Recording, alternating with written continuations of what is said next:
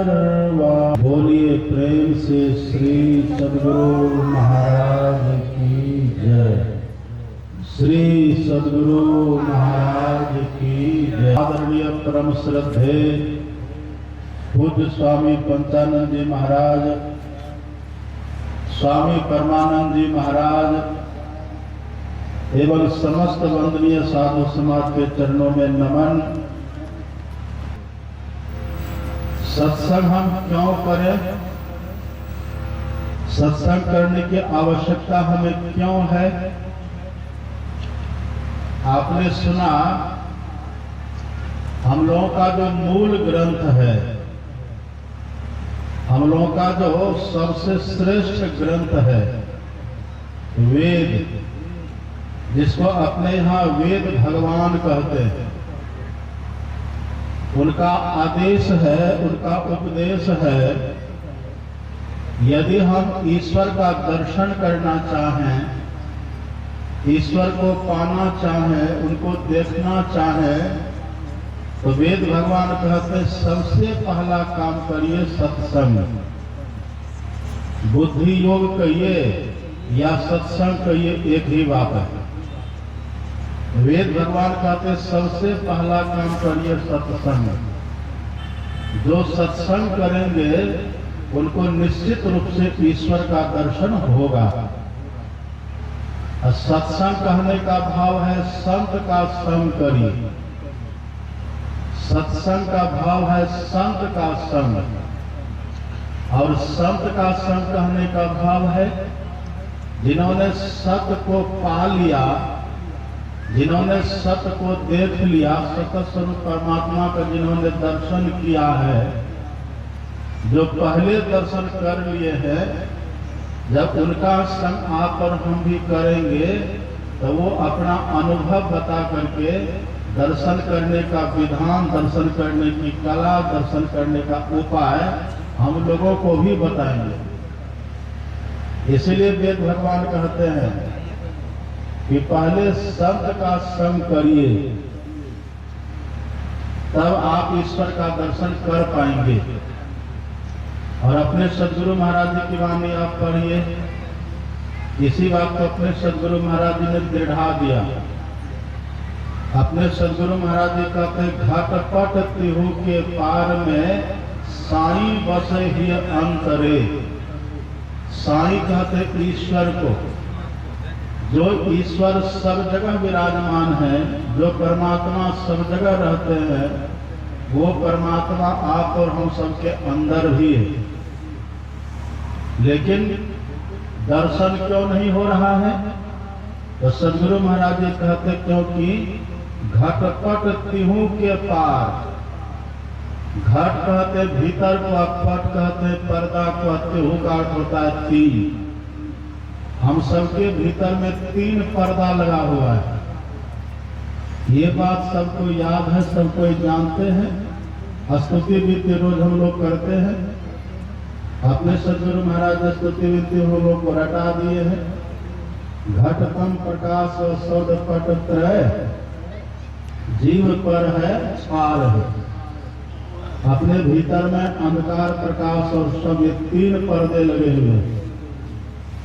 तो इसी तीनों पर्दों के उस पार में परमात्मा है और इस पार में हम लोग हैं, मतलब जीवात्मा है।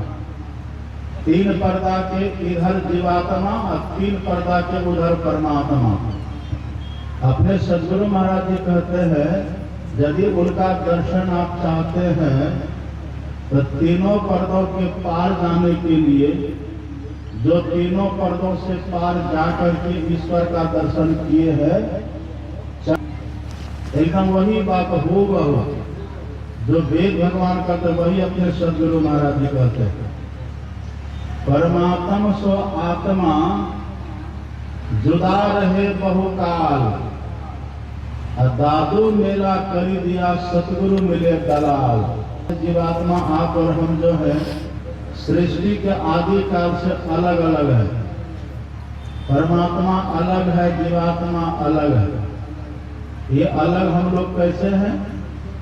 जैसे माता पिता से कोई पुत्र अलग हो जाए, तो न तो माता पिता को अच्छा लगता है, न तो पुत्र को सुख मिलता है। पुत्र को सुख जब भी मिलेगा तो माता पिता के संग में, और माता पिता को अच्छा लगेगा जब उनकी संतान उनके साथ में रहेगी। तो दादू दयाल जी महाराज कहते हैं, परमात्मा तो हमारे माता पिता हैं और हम उनकी संतान जीवात्मा हैं। सृष्टि के आदि काल से हम उनसे बिछुड़ गए, लेकिन जब सदगुरु मिले, संत सदगुरु मिले, तो पलटू दादू मेला करी दिया। सतगुरु मिले दला, सदगुरु मिले और परमात्मा से जीवात्मा को मिला दी। तो कुल मिला करके आप जितने संत महापुरुषों के ज्ञान को पढ़ेंगे, समझेंगे, धर्म ग्रंथों की बातों को समझेंगे, तो सबके सब यही कहते हैं, ईश्वर का दर्शन करने के लिए सबसे पहला काम करिए संत का संग। ये सबसे पहला काम करना ही पड़ेगा, यही इसकी महिमा है। इसलिए हम लोग देखते हैं ना, हमारे यहाँ, अपने यहाँ सनातन धर्म में 33 करोड़ है देव, एक ही है महादेव, वही है भगवान शंकर। भगवान शंकर को लोग कहते देवों के देव महादेव। सब देवन में शिव जी बड़े हैं, ये लोग भजन भी गाते हैं।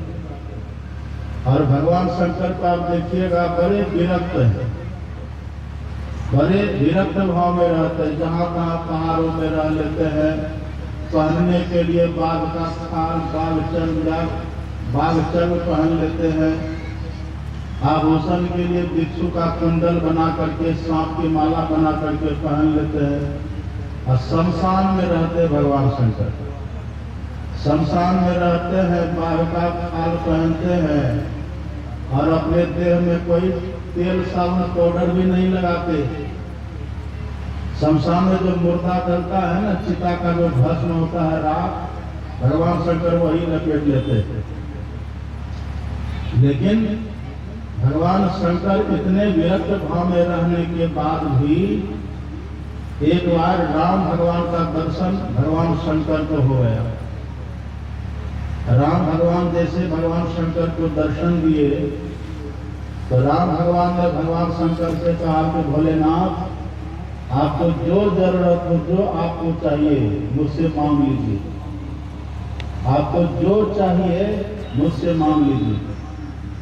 अब देखिए, भगवान शंकर के पास न तो रहने के लिए कोई नगर है और न तो कोई अच्छा सा मकान है।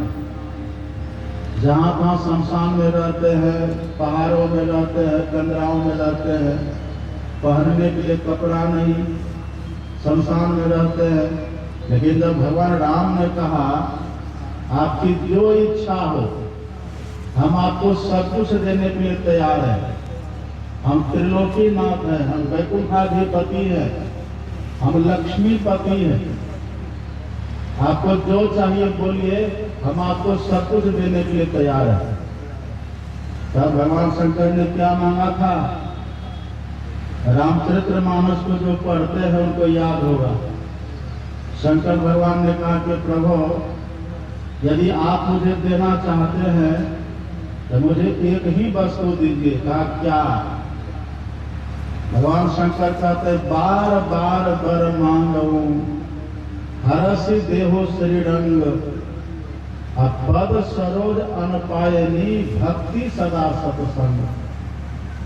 देखिए, जो देवों के देव महादेव है, वो मांग करते हैं कि भगवान हमें कृपा करके आप सत्संग दे दीजिए।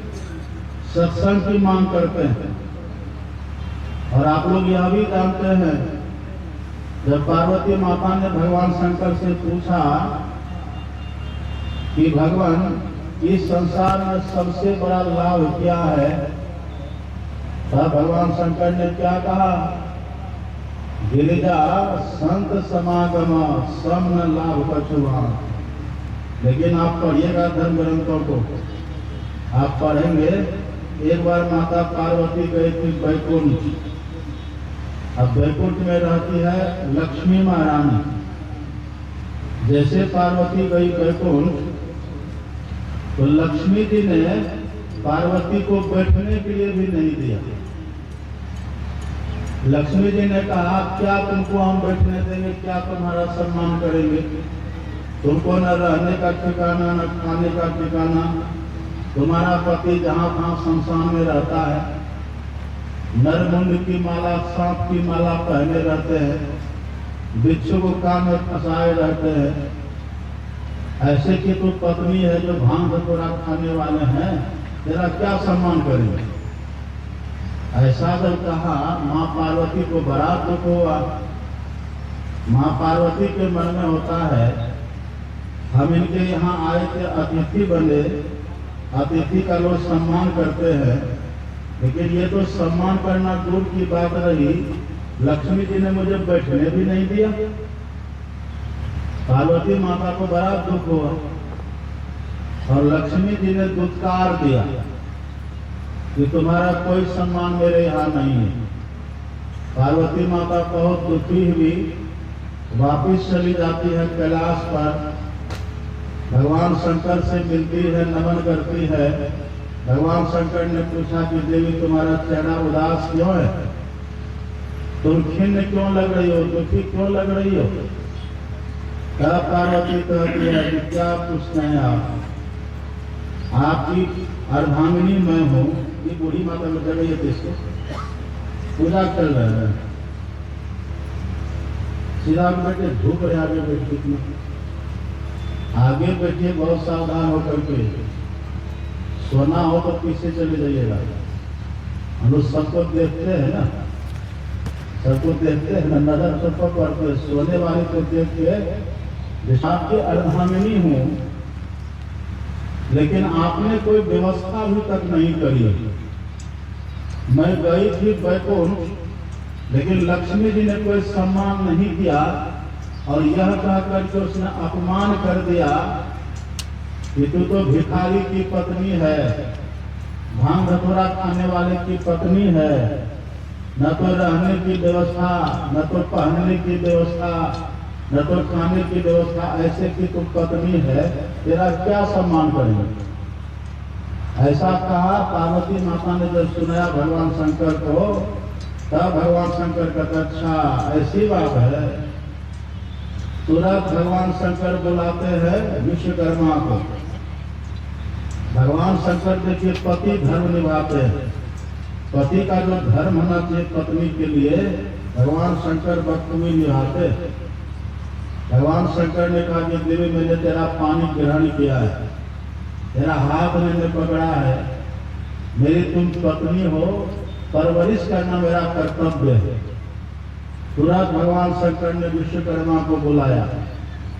अब विश्वकर्मा को बुला करके भगवान शंकर कहते हैं मेरी पार्वती के लिए एक ऐसा दिव्य नगर बनाओ जैसा तीनों लोकों में कहीं भी न हो। लक्ष्मी जी ने मेरी पत्नी का अपमान किया है, पार्वती का अपमान किया है, तो इनके लिए, इनके सुख के लिए, इनके संतोष के लिए, इनकी प्रसन्नता के लिए एक ऐसा नगर बनाओ जैसा तीनों लोकों में कहीं भी न हो। विश्वकर्मा जाते हैं और वही समुद्र के मध्य में ही लंका का निर्माण करते हैं। भगवान शंकर के कहने पर विश्वकर्मा ने लंका नगरी बनाई। और आप जानते हैं ना, लंका में, लंका का सब मकान सोना का बना हुआ। लंका का मकान भी सोना का, चार दीवारी भी सोना की, वहां की सड़क भी सोना की, मतलब स्वर्णमयी लंका, सब कुछ सोने सोने की वहां दिव्य नगरी बन गई। देख करके एकदम चकमक चकमक दिव्य नगर, सोने की नगरी लंका बन गई। दिव्य भव्य सुंदर मनमोहक आकर्षक विश्वकर्मा ने बना दिया। और तब भगवान शंकर के पास जाते कि प्रभु आपका जो आदेश था, देखिए मैंने ये दिव्य नगर स्वर्ण नगरी लंका मैंने बना दी। भगवान शंकर ने जैसे देखा बड़े खुश हुए। पार्वती माता से कहते हैं कि देखो देवी, तुम्हारे लिए ये दिव्य नगर बना है।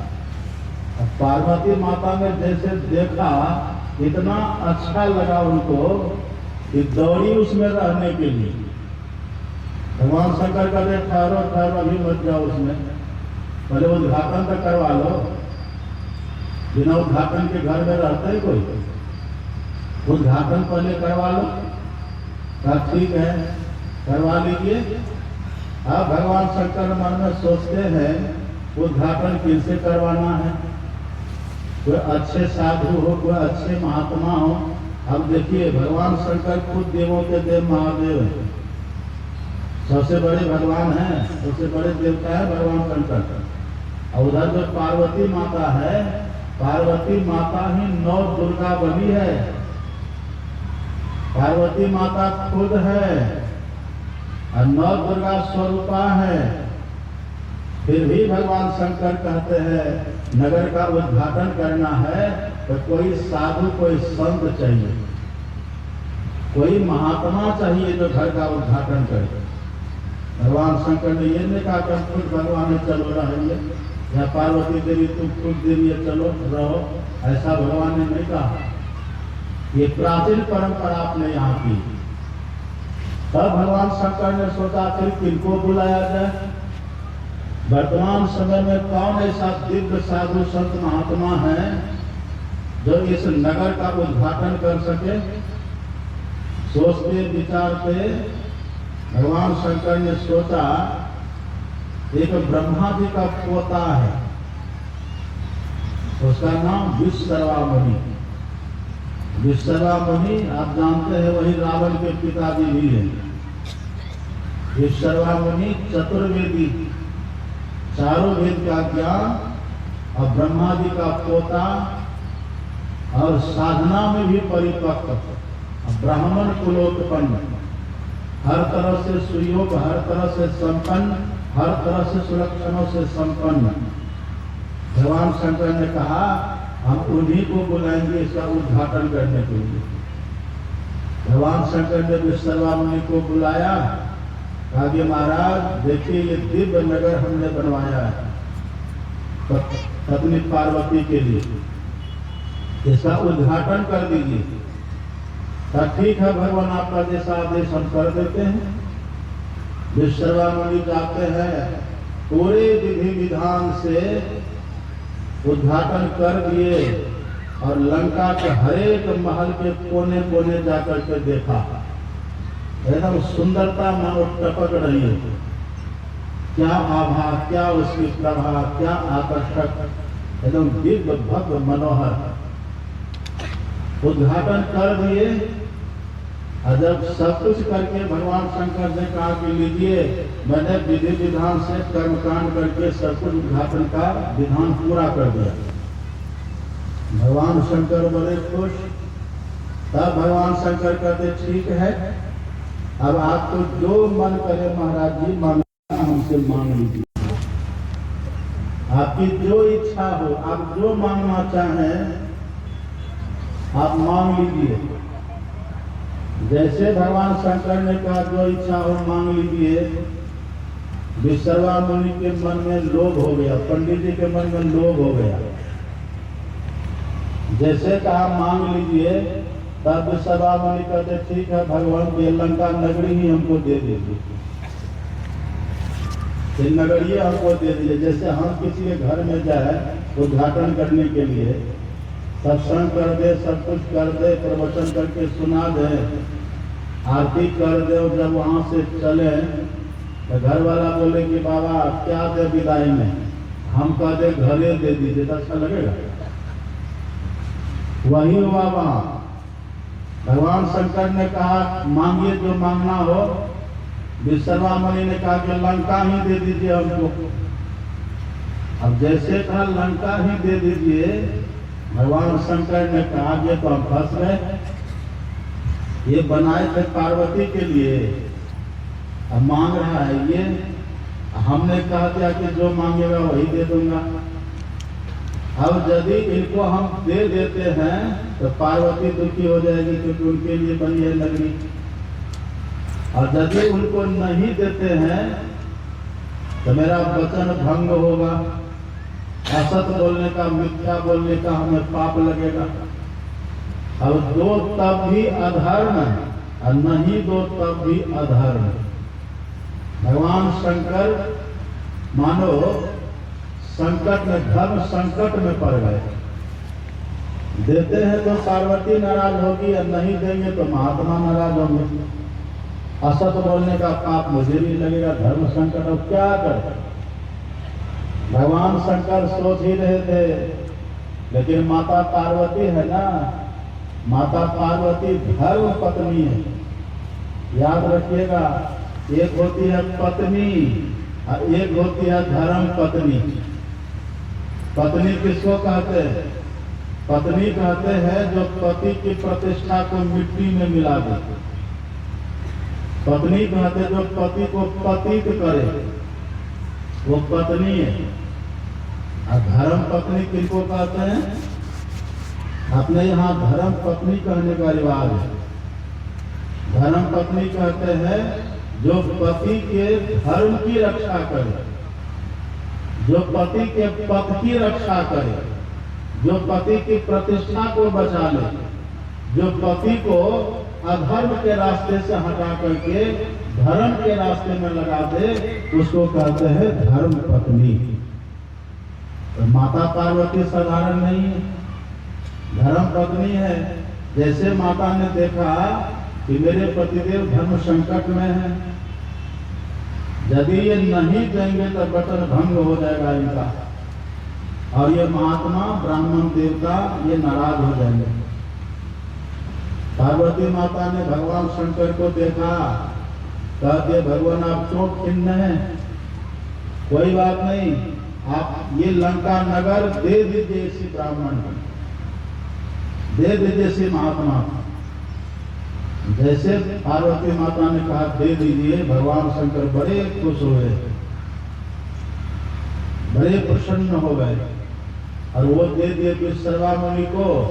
विश्रवा मुनि से मिला कुबेर को, अब बाद में कुबेर पर चढ़ाई करके रावण ने उससे लंका नगरी छीन करके अपनी राजधानी बना लिया, लंका में रहने लगा था। अब देखिए ये सब घटना घटित होने के बाद सोने की नगरी बनी पार्वती के लिए, पर पार्वती के कहने पर भगवान शंकर ने विश्रवा मुनि को दे दिया। ये सब घटना घटने के बाद पार्वती माता पूछती है कि बताइए सबसे बड़ा लाभ क्या है? भगवान शंकर ने कहा कि देवी गिरिजा संत समागम समन लाभ कछुआ। भगवान शंकर ये नहीं कहा कि सबसे बड़ा लाभ मैंने तुमको दिया था लेकिन तुम चूक गई, तुम्हारे कहने पर हमने दे दिया विश्रवा मुनि को, ऐसा भगवान ने नहीं कहा। ये कौन गांव है? ये काला डुमरिया।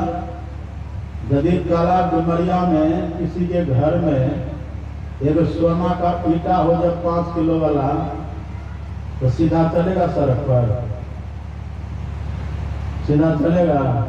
कितना अहंकार, कितना घमंड, जिसको चाहेगा मिटा देगा, जिसको चाहेगा परेशान कर देगा। 5 किलो सोना हो जाए घर में, कितना घमंड आकाश छुएगा, कल्पना करिए। लेकिन जहां की सड़क भी सोना की बनी हुई, कबीर साहब कहते सोने की लंका बनी। अब सोच लीजिए ऐसा दिव्य नगर, वो पार्वती के हाथ से निकल गया, सब कुछ सोना का निकल गया।